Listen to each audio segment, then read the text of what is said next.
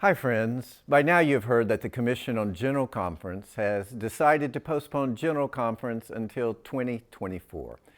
This means that the protocol of reconciliation and grace through separation will be on hold for 2 more years. I want to talk with you for a few minutes about some possible reactions to this news, and then I'd like to discuss some possible responses. First, how should traditionalists react to the Commission's decision? Some of us will accept this decision and look forward to General Conference 2024. We'll see the delay of General Conference as one of the many sad results of COVID. We will accept on face value the Commission's claim that COVID made General Conference impossible. The Commission did its best, but the obstacles proved insurmountable. So what can we do but accept reality and live in limbo until 2024? Others of us will have a different reaction. We will be disappointed.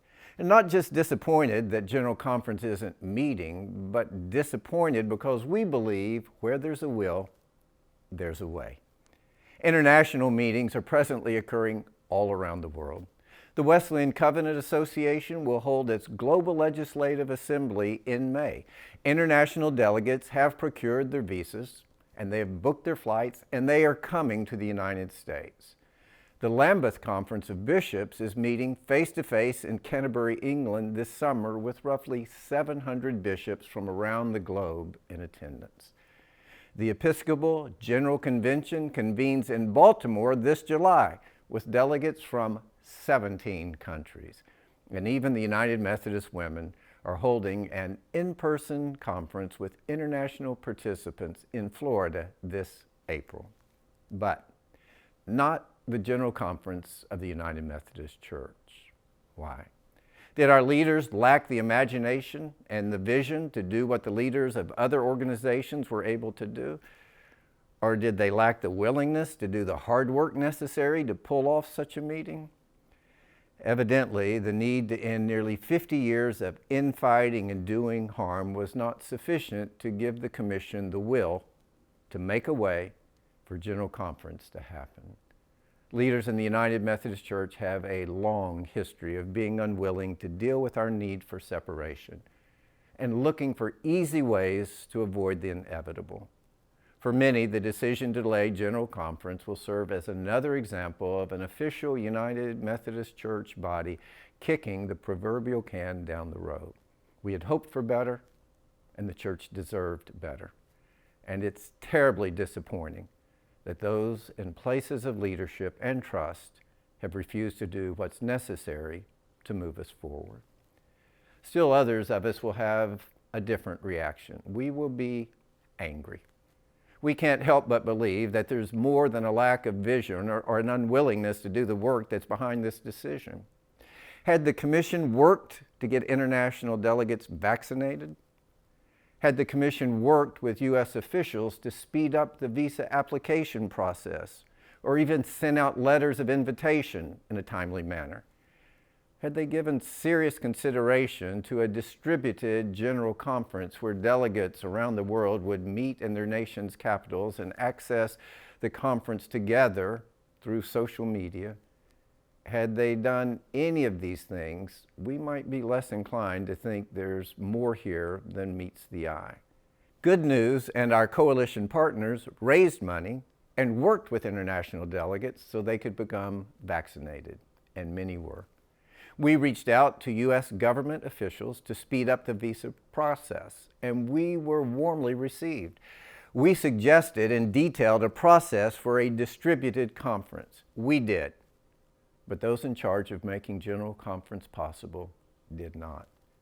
Add in the fact that for many months we have heard bishops announce that they knew General Conference was not going to meet, and it's not hard to believe that there was something amiss, something underhanded and nefarious in the decision not to meet in Minneapolis this August. And if that makes you angry, I get it. Maybe it should. How might we respond?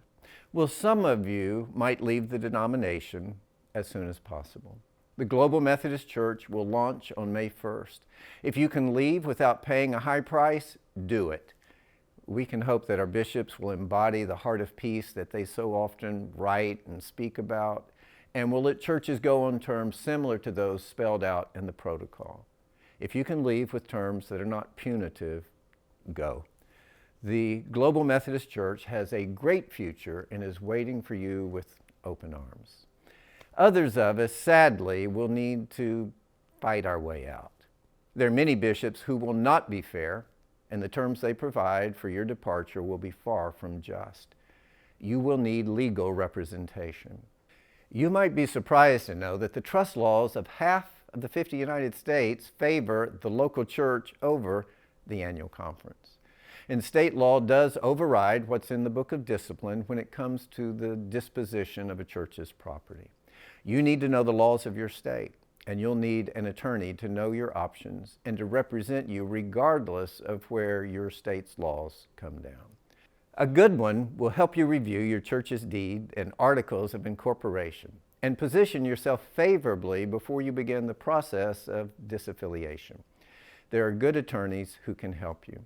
One who specializes in these matters is Lloyd Lunsford. You can contact him at the email address or the phone number on the screen. Tom Lambrecht and I have met with him, talked with him. He is very knowledgeable.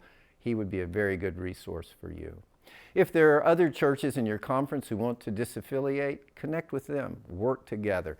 We encourage you to work with the WCA leaders and members in your conference. Finally, some of us will need to organize. There are several annual conferences where the traditionalists hold a strong majority. We should organize and we should vote for the conference to join the Global Methodist Church. Doing so would enable more congregations to align with the GM Church without having to take votes in their local congregations. And it would preserve the cohesiveness of the annual conference.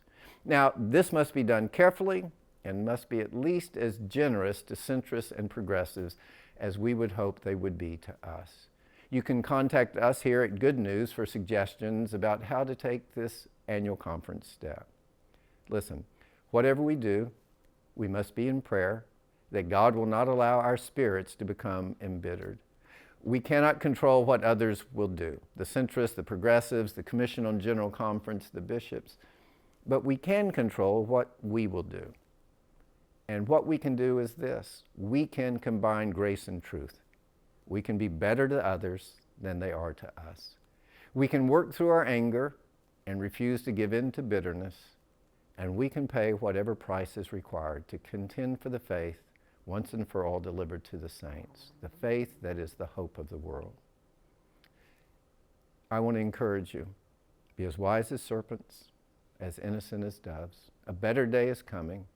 Stay strong, stay close to Jesus. Let's stay together. God bless you.